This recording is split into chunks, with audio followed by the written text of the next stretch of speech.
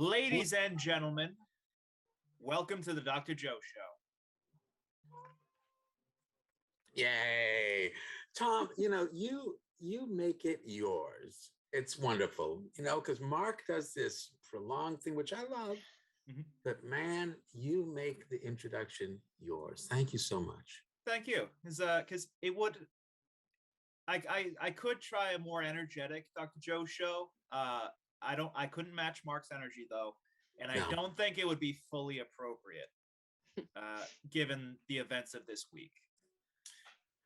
Good point. It has been several things hitting the fan. Oof. All at once. Yeah. So we've had, I'll start with domestically, we've had the Don't Say Gay bill pass through the House of Florida, awaiting approval by the state Senate. Yeah. We have a new law, or I don't even know if it was a law, or it was just not a law, just straight up telling Child Protective Services, hey, having a trans kid is a form of child abuse, so take them into custody. And also, if you're a teacher or faculty of a school, you got to report, you got to out your kids. Yeah. There was an episode down in Providence where NSC 131, a neo-Nazi street gang with its origins in New England, assaulted a bookstore. And we have a new war in Eastern Europe. Yeah, it's quite a week. And, we've already been managing or trying to manage the division in our own country, the political division, the sort of division of what's right, what's wrong, people at each other, people disrespecting each other. And I'll say, so for our radio listeners, we had a special interview Tuesday this week with comedian, writer Dave Anthony, host of a podcast called The Dollop, which I highly recommend. And when we asked him the two questions, what small change can you recommend? One of his small changes was speak up. Yeah. Because people are timid. Most people are timid about their beliefs. And right now, the loudest people are saying some vile things. And it makes me think, like, this isn't new. This phenomenon isn't new.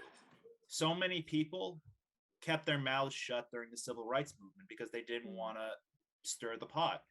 Everyone when asked was like, Martin Luther King? No, I hate that guy. Mm. And many people listening, maybe not our listeners, but many people today in America would have hated MLK. Absolutely hated the man. And we're in a moment right now where we have an opportunity to say that something that is wrong is wrong. Yes, that's true. And so, and that's what we're doing. And it's spontaneous because, folks, I want to tell you that this was not the plan for tonight's show, but there's so much going on that we do want to follow Dave's advice. We do want to speak up. We want people to be listening. And in the same vein, the guests we have tonight, they have dropped whatever they were doing so they could be with us tonight. Tom, could you please introduce our guest for tonight? Absolutely, Dr. Joe. We have an amazing guest, a connection from Riverside Community Care, Raimi Marx, a mental health counselor, facilitator, advocate, and consultant who for over 15 years has worked to create more nurturing and equitable spaces for LGBTQ plus people and all those who experience oppression. Welcome to the Dr. Joe Show. Thank you very much. Welcome, Raimi. Thank you so much. And I know she's listening out there, Kim Fisher, who is our director and vice president of all of the behavioral health services. Thank you so much for recommending Raimi. So welcome to the Dr. Joe Show. Thank you so much. So appreciate you being here. And again, on such short notice, let me just say hello to your father-in-law. Yes. Thank you very much. Kim has been texting me right along, and she mentioned something really important, and I'm just wondering, Tom, we introduced the Dr. Joe show, ladies and gentlemen. And so, Raimi, what do you think about that? Let's just start right there. What do you think? Is that an inclusive? I love that Kim beat me to it, because that would that would be my feedback as well. I think it's so easy to slip into the things that we're used to, right? And so saying ladies and gentlemen, or talking to a younger audience, boys and girls, speaking to a group full of people that you might read as women, saying, hey ladies, all of those things come out so organically out of most of our mouths. And that doesn't mean, though, that it's the only way, right? And so I think that there's a lot of simple adjustments that people can make in their language to be more inclusive, to be a little bit more aware that not only do you not know the gender of who you're speaking to, but that there are more genders than just man and woman. So I tend to, if I'm speaking to an audience, I might say, good evening, folks, good evening, guests. There's a podcaster. The podcast is called Sleep With Me. It's a sleep bedtime, like wind down podcast, and the host always introduces or starts off by saying, ladies and gentlemen, boys and girls, and friends beyond the binary. And I think it's such a specific to that particular host, but I think it's also a really sweet way of sort of acknowledging we don't even have to necessarily throw out the language we're used to. And the language we're used to often does not recognize the really beautiful and broad range of ways that people can experience their own identities. Yeah, well said. And so, Tom, I'm glad that Kim called us out on it, and Amy, I'm glad that you were willing to talk with us about it, and in a way, honestly, that is not shaming. You know what I mean? Because I think that becomes a defense of a lot of people, that because they feel that they're being called out on doing something that's wrong or not inclusive, it creates in them a defense. Help, I'm being canceled. I'm being canceled by the woke mob. Right. You should be so lucky. Is that your experience? I mean, or am I just missing something here? That is very much my experience, both on an individual level. When I correct people who incorrectly mispronoun me, so use the wrong pronouns for me, or refer to me in a way that doesn't accurately reflect my gender, I often have to correct them or acknowledge, like, hey, that's not correct. And I also, as we heard in my introduction, I'm a facilitator, a trainer, a consultant, and so I also often am having these kinds of conversations with larger groups. And I have found that whether or not I am talking one-on-one to someone, or I am talking to a group of hundreds of people, there is so often defensiveness to those kinds of, I'm even hesitant to say corrections, even though that's what it is. But I know that by calling it a correction immediately, that sort of causes many folks to rankle, because it feels like they are being told that they're wrong, that they're bad, right? And I don't think that being given an opportunity to learn and grow and find ways to be more inclusive is being told that you're wrong or a bad person. But I know that very often that is the message that people get, and so it can be really scary to be corrected. Right. And words are so important. And again, it's not to dismiss the fact that there is a correction, but I don't know, it's also a clarification. It's also, saying, let me just be clear about something here. Yeah. And I, as a I get shrinky about this stuff, but I'm very aware that human beings are worried that they will be devalued. Right. And when we feel put in a position where somehow we've done something wrong, we get defensive. Yeah. The reframe of that, however, is that we wouldn't get defensive if we didn't think we'd done something wrong. And that's not a bad thing. And with that in mind, I do not want to do anything wrong and offend our sponsors. So rather than that, let me clarify, Larry, we're going to take a commercial break. We'll be right back with the Dr. Joe Show. Welcome back to the Dr. Joe Show with special guest Raimi Marx. Welcome back, everyone. Raimi, we're having an incredible discussion. And folks, off air, we got a wonderful text from Ranjiv. We just wanted to say thank you, Ranjiv. We are having a wonderful discussion. And people, if you want to, you can send your questions or comments through Facebook Live on our Dr. Joe Show. Please feel free to write in comments or questions, and we will do our best to address them. So when we were off air, Tom had an interesting idea. Tom, you want to talk about this? Yeah, so one of the, usually, it's very often used in bad faith, but I think there is a lot of confusion about the distinction between gender and sex. Now, correct me if I'm wrong, but gender is more of a, social construct where it's more about how you feel your role is in society, whereas sex is what are you working with? So that was beautifully said. And I think that the absolute most basic, shortest terms, yes. I think that, I would generally say that sex, societally, we tend to see sex as biological, as, like you said, someone's physical or physiological characteristics. And we tend to see gender as something that is socially constructed. It's how we view ourselves and how we view others, how we interact in the world.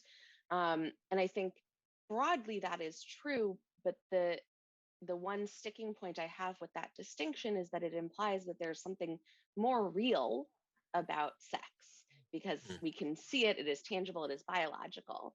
And we also give meaning to the ways that we interpret biology, right? And so, historically, there were two sexes, male and female, but female wasn't actually really its own sex. It was the inversion of male, right? It was not individual in its own right. And so we would look back on that now and think that's ridiculous.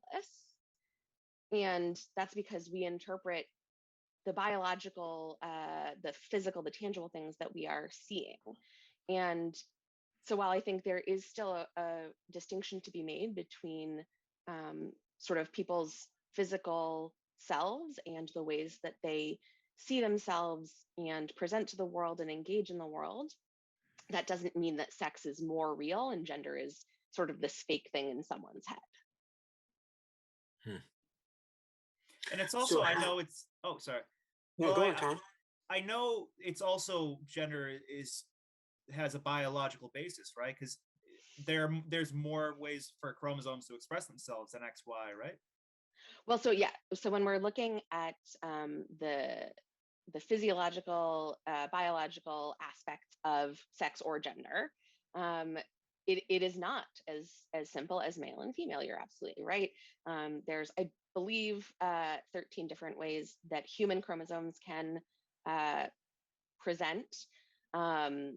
There are also different ways that people's chromosomes can sort of present in people's external or internal genitalia, and the ways that their hormones present, and all of those things can cause really a broad range of even the physical, tangible biology that we see in humans. So even in a category such as female, you're not going to have identical presentations of what those bodies look like between any two people. Yep. It's complicated, and yet it's the simplest thing as well, because We express our genes, but a gene is only as good as its environment as Mhm. well. Yeah. And we are now creating or living in or changing an environment. Remember that the I am is saying that, there are four domains that we respond to: the home domain, the social domain. Those are the two external domains. Mhm. And then the internal domains of our biological domain of our brain and body, and in this case, our chromosomal structures. And then the I see domain. How do I see myself? And how do I think other people see me? And that is really at play here in a big, big way. And these four domains interact all the time, but I truly believe we respond the best we can. That means we all respond the best we can. We don't have to like it. We don't have to condone it. People are held responsible. But let's look again at why we're doing it. Mhm. Let's respect, again, look, why. So, what has happened this week? Oof. I mean, I think Tom gave a good brief overview of some of the specific things that are happening this week, at least in the U.S., in particular related to LGBTQ folks and specifically mostly trans and non-binary youth. And I think that both the example in Florida and the example in Texas they didn't come out of nowhere, right? These are things that have been building. These happen to be two, sort of urgent, immediate examples, but it's not new.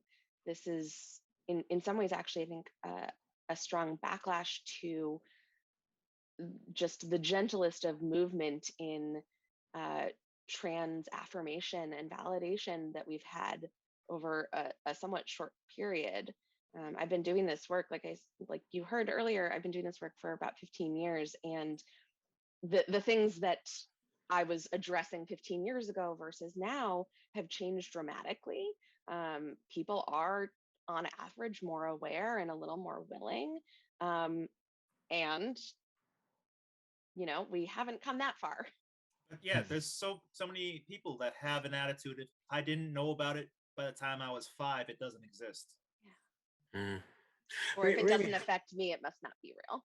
Yeah. Right. So how did you begin this journey 15 years ago?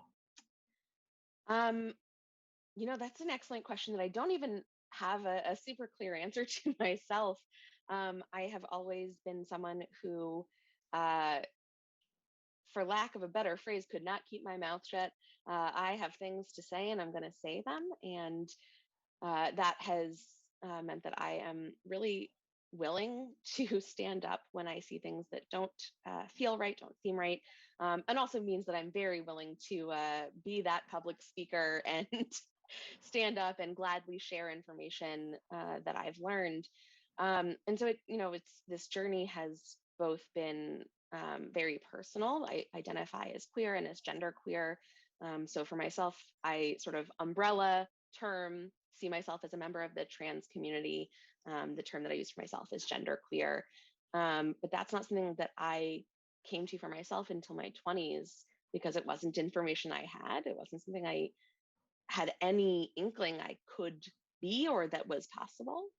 And the degree to which that self knowledge has been so freeing and fulfilling and validating, I really want other people to have those opportunities and to be able to find themselves like that, whether it's as a member of these communities or as another human being who can maybe expand what they thought they knew.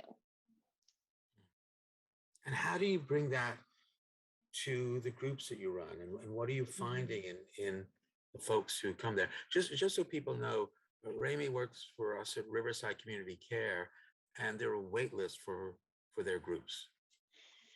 Yeah. So I do run an LGBTQ therapy group. It is one of very few for adults in the area, um, because I do think sometimes there is a real push to make sure there's support for children, which absolutely there should be. But then I think, sometimes forget that children grow into adults. And,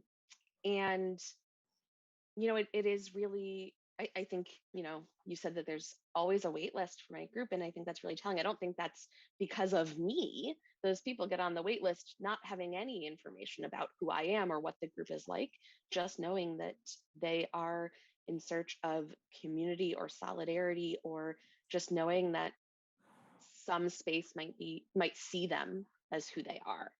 And that's really unique. And so the folks that come to my group are quite wide ranging. Some people have had a keen understanding of their own identity since childhood. Some people have had a lot of family support. Some folks haven't come to this until they're much later in life. Some people have no community. Some people are deeply entrenched in LGBTQ community. And all of those people still thrive in this space where we all get to be wholly and entirely ourselves, and just hold that space together. Sounds like there's a lot of respect there. Yes. I mean, it's still a group. There's disagreements, there's accidental hurt, there's things that we're working through because we're human. Right. But there is a deep respect that does come from knowing how meaningful it is to just be ourselves with each other. Right. And that certainly has been what I've found in the groups that I've run, is that when this group creates a place of respect where they feel valued, then they can trust. Mm-hmm. They can trust and share these feelings, these secrets, because secrets aren't secrets because of what we've done. Secrets are very often secrets because we worry, how will someone judge me? Yeah. If they know my secret, will they see me as less valuable? Mm-hmm. That's really a big part of it. And so I have no secrets, and I have no secrets from my sponsors either. So with that in mind, I want to let the sponsors know that we trust them and value them. So Larry, let's take a commercial break. We'll be right back with the Dr. Joe Show. Welcome back. You're listening to the Dr. Joe Show with special guest Raimi Marx, talking about something that's not new. Larry, I'm hearing static. You're muted. Thank you, Larry. Although it's okay for Larry to be muted, but what we're really doing here is speaking out. So it's okay. This is part of what we're doing. But sometimes when you're not muted, it just feels like static, and how much of that happens. But we are talking about some of the events that have happened. I wonder whether we could just clarify for our audience what did happen in Florida and Texas. Again, I don't expect anyone to be experts in this, and yet something has happened. So what do we know at this point? I mean, Raimi? so I'm happy to pass it back to Tom, who gave a good overview earlier, or Okay. I will do my best. Yeah. I don't, geez, now I'm stuck with having to make a decision. Raimi, why don't you start, and then Tom, Sure. you guys can chime in. So Sure. so the audience understands what it is that's just happened. Mm-hmm. Yeah, so I'm going to do my best, also acknowledging, so something I was just saying off air is there's sometimes a real exhaustion within LGBTQ communities for how many times can we talk about these kinds of things. So I have not followed the news particularly closely because it's exhausting. Okay. With that in mind, so to the best of my understanding, the Florida legislature just passed a bill effectively saying that teachers and adults cannot talk about LGBTQ issues in elementary schools. It's don't say gay, basically.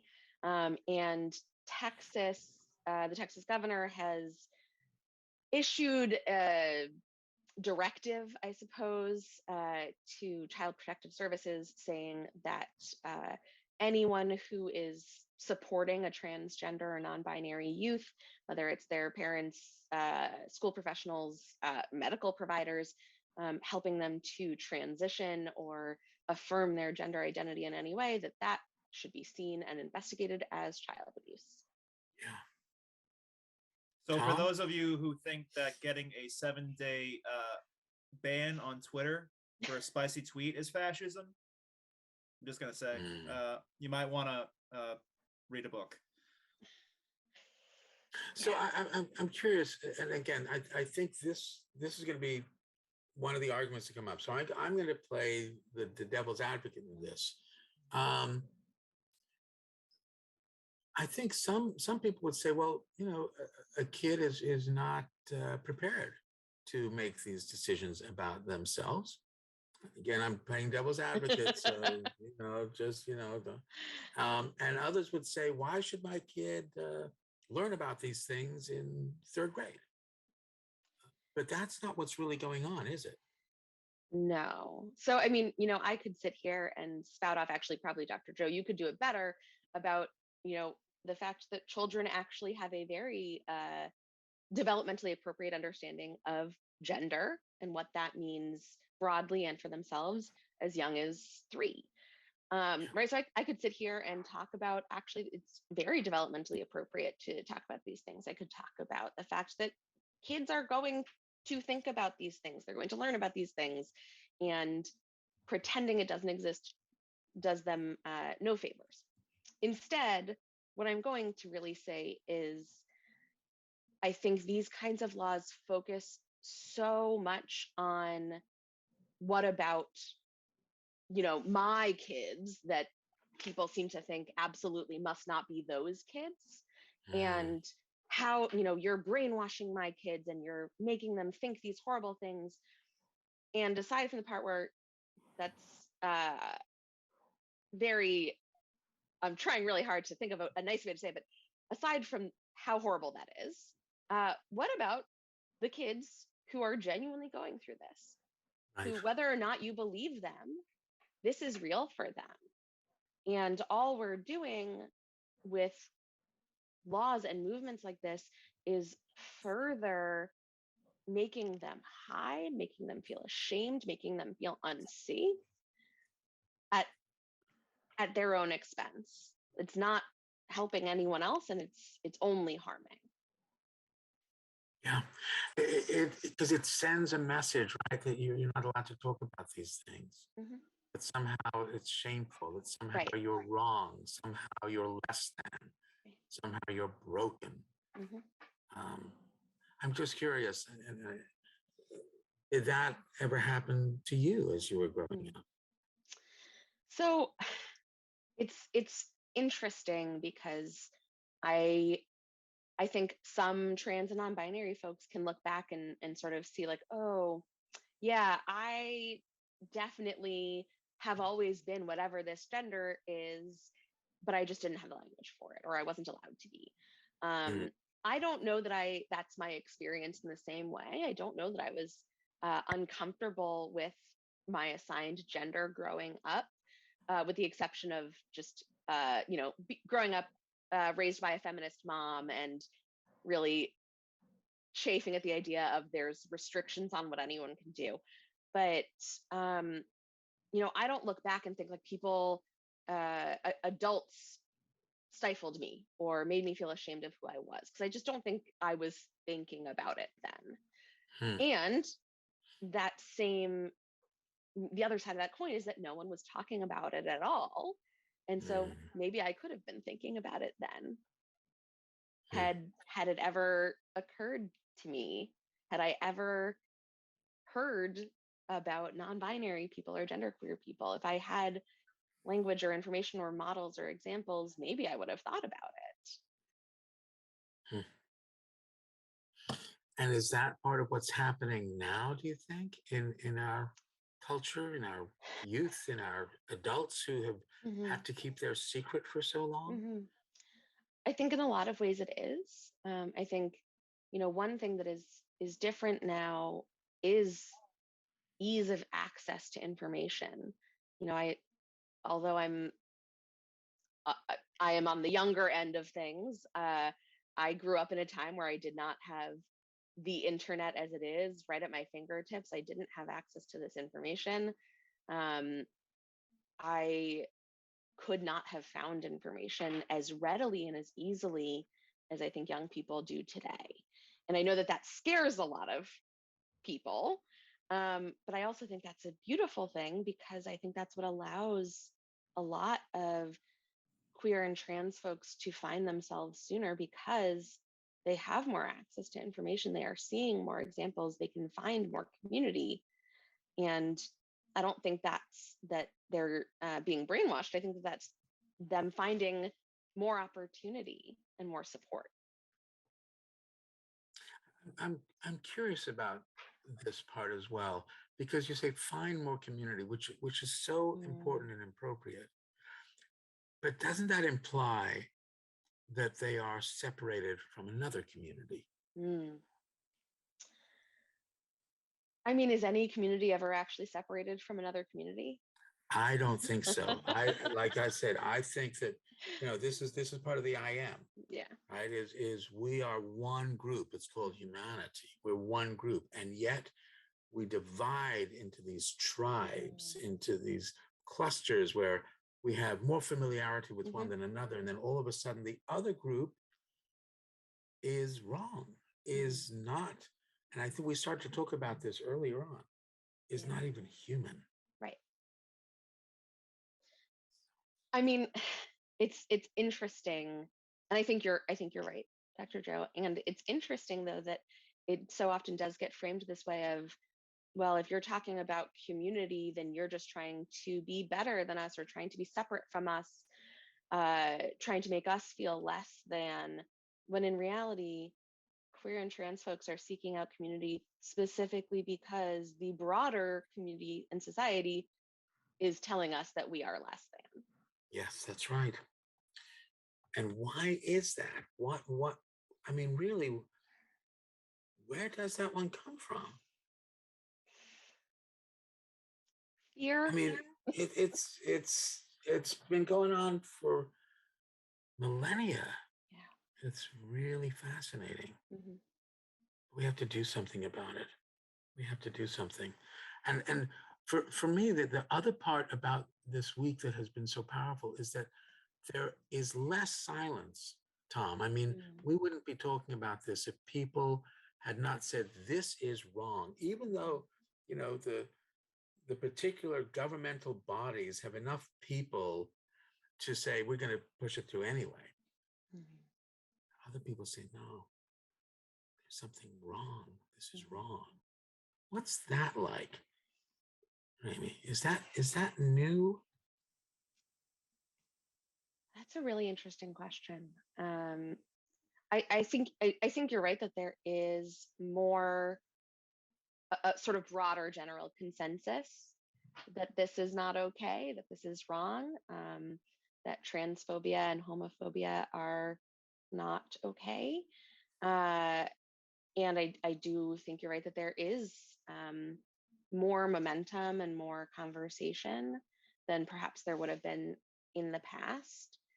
And I think, again, one of the challenges is, with visibility comes risk, right? And so there also would not have been as much mobilizing or pushback in the past, because we wouldn't have had to have those conversations in the past, because no one needed to pass these bills in the past, because no one was talking about these things in the past, right? So it's sort of, again, that balancing act of, the 2 steps forward, 1 step back, of visibility is so deeply important and is also really dangerous, right? And so, part of how I've found my role within LGBTQ community and activism in particular is doing things like this, because I also know that for myself as a white person, as a masculine of center person, I have a lot more safety in my own visibility than other members of my community.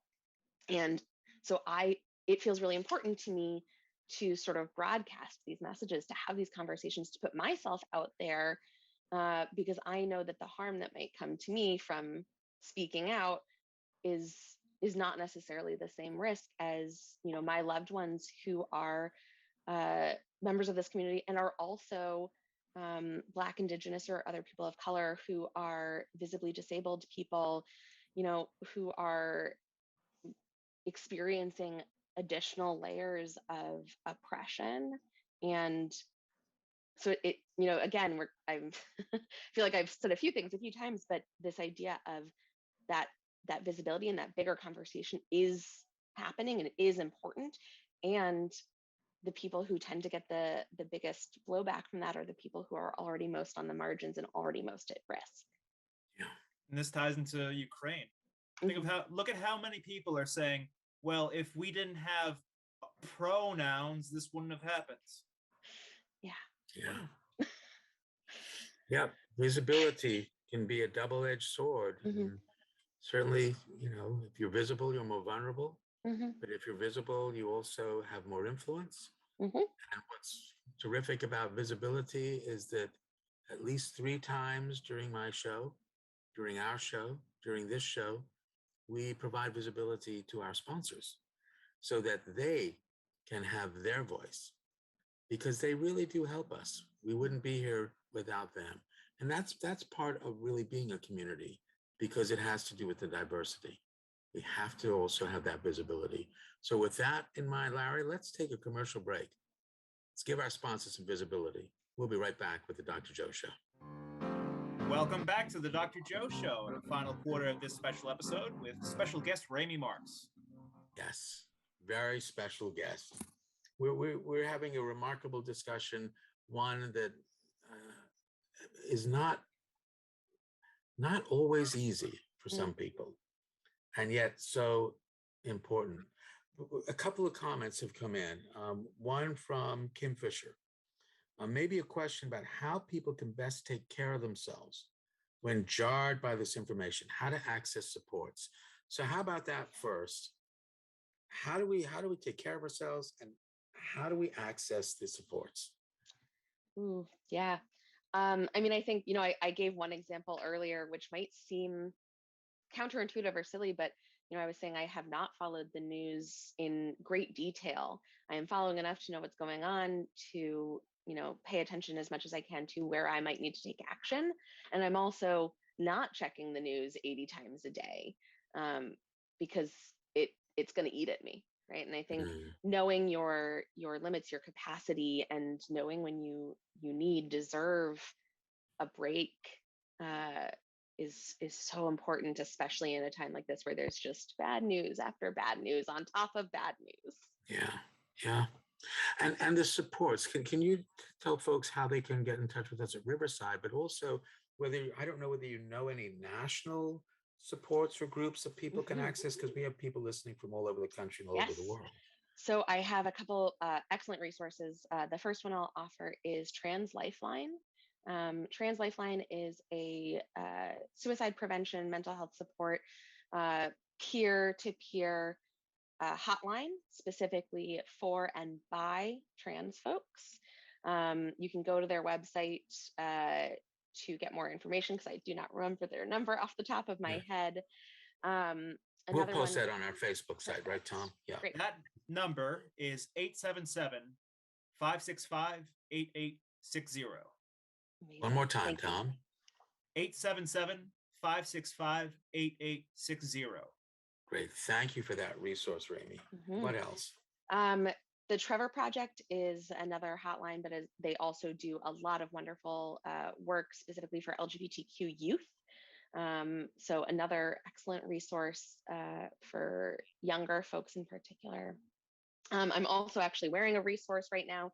I've got a shirt on, so it says, "I support, defend, and fight for trans lives." I'm going to give folks a little view. Nice. So this was a fundraiser for TSCR, which is the Trans Student Educational Resources. I may be messing up their name, but they are a wonderful organization that specifically works to broaden access to educational support for trans folks, young folks in school. They have a lot of excellent materials and resources, so I highly recommend them. I probably have others, and I've obviously just completely blanked now. What about for folks if they may want to come to Riverside Community Care? Is there a number that they can call, or they just go to our website? There probably is. I know the Somerville Clinic main number. I do not know the Riverside main number. Well, let's hear the Somerville one. Sure. So if you're in the Somerville, Cambridge area, and you're interested in getting mental health resources, the Riverside Clinic in Somerville is 617 354 2275. Yeah, and I really encourage people to call. We have enormous supports. It's called community care for a reason, and it's not just by the Riverside. Mm-hmm. It's all over the place. So the other thing is from Ranjiv, and I'm going to just quote this. He says, coming from the I am approach, are there ways we can come alongside Florida's legislatures, for example, with an understanding that they are doing the best they can in this moment, but then help shift them in one or more of the domains? So what about that? It's a great thing, because really, you know, we're all doing the best we can. We don't have to agree with it, but we need to respect where folks are coming from. Right. So what could we shift for those folks? Yeah. You know, I think a big piece of this is identifying where there is an overlap, which is clearly, you know, the folks pushing this legislation at least believe that they are trying to keep their children safe, that they are doing the best for kids, which, you know, I also want the best for kids. I also want to keep children safe. We happen to have very different ideas of what that means, but there's a bridge there, which is, all right, you're worried about the safety of children. How can we have a conversation where we say, all right, that looks different to each of us, but we clearly both have a similar goal in mind. And here's why I think your efforts are actually harming kids, which is not what you want. Yeah. And their pushback would be, but you're harming kids. I know. And so then we stop, though, but it's okay. This is what the I am is about. And we can exemplify this. In the groups that you run, you create an environment of trust because there's respect and value. Mistrust is from devaluation and disrespect. It works in the opposite way. And so from the I am point of view, what we're saying is, you know what? I am interested in why you do what you do. I'm not going to judge it. I'm just interested, because ultimately we all do want the same thing. We just want to feel valued by somebody else. That really is what it is. And we have spent millennium increasing our value by decreasing the value of somebody else. This is a thesis of Unleashing the Power of Respect, folks. It's a book that just came out by, who was that by? Oh, yeah, it's by me. Unleashing the Power of Respect, the I am approach. You can get it at Amazon, even though a lot of people don't like Amazon, but that's where it is right now. We spent millennium increasing our value by decreasing someone else's, and then are astonished that they do the same, and then astonished that we lead to war. But at every and any moment in time, you can remind someone of their value. Whenever you remind someone of their value, you increase your own value. And now you have two brains that are more trusting, which means everyone's safer, which means now everyone can be creative. It's not just unleashing the power of respect, it's unleashing the unlimited potential of human ingenuity, of who we are. We are one group. We are one group called humanity. We've got to do this. Or we have this limbic system, right? This emotional, primitive, irrational brain. But the prefrontal cortex, anticipating the future, what will happen next? What do people really think will happen next if we keep doing what we're doing? It's showing up right now in different parts of our country, in different parts of our world. But we can do something different. Because the four domains interconnect, a small change can have a big effect. You don't need to change everything. Raimi, what small change can you recommend to our listeners so they can begin to manage what's happening? I'm gonna give two different pieces. One for members of the community, so for queer and trans folks who are really bearing the brunt of this right now. The change that I'm going to encourage is to be compassionate with yourself, to not feel like the responsibility is on your shoulders to fix this, and also to not feel like if you're taking care of yourself that you're letting everyone else down. It feels, I think, for a lot of members of the community that it's all on us and we're not going to do our best job if that's how we're moving forward. So I think then the small change that I would offer for folks who are not members of the LGBTQ community is to, I like the recommendation from your previous guest to speak up, but I would even say before speaking up, just try something new, learn a little bit more, practice something, whether it's practicing pronouns that you're not used to, or going to the TSCR website, just trying to grow your own comfort level just a little bit, wherever you're at, to make this feel like it's your fight as well. That's a small change that can have a big effect. I hope people can listen to that and enact that and start doing that right away.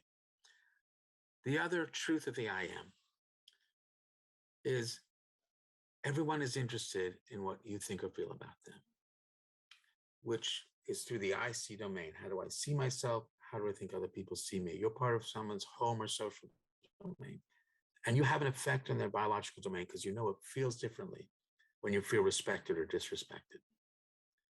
So Raimi Marx, you control no one, you influence everyone. You get to choose the kind of influence you want to be.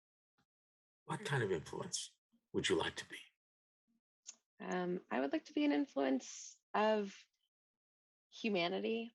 And by that, I mean not representing, the human race, because I think that there are real differences, but rather encouraging each of us and all of us to see the humanity in others, and to see that humanity in ourselves. It is something we can all do, and yet somehow it's been so elusive in so many ways that we separate into these groups and these tribes. Just because you live in one home and in one social domain doesn't mean that you actually don't have a much larger home. The I am is also about systems. It's not just about an individual. We have one home, it's our planet, one social group, it's humanity. Raimi, thank you so much for coming on the Dr. Joe Show tonight. It's been wonderful. Tom, I'll see you next week. Bye, Larry. Stretch the canvas, rush with madness. Is it sadness or just a show that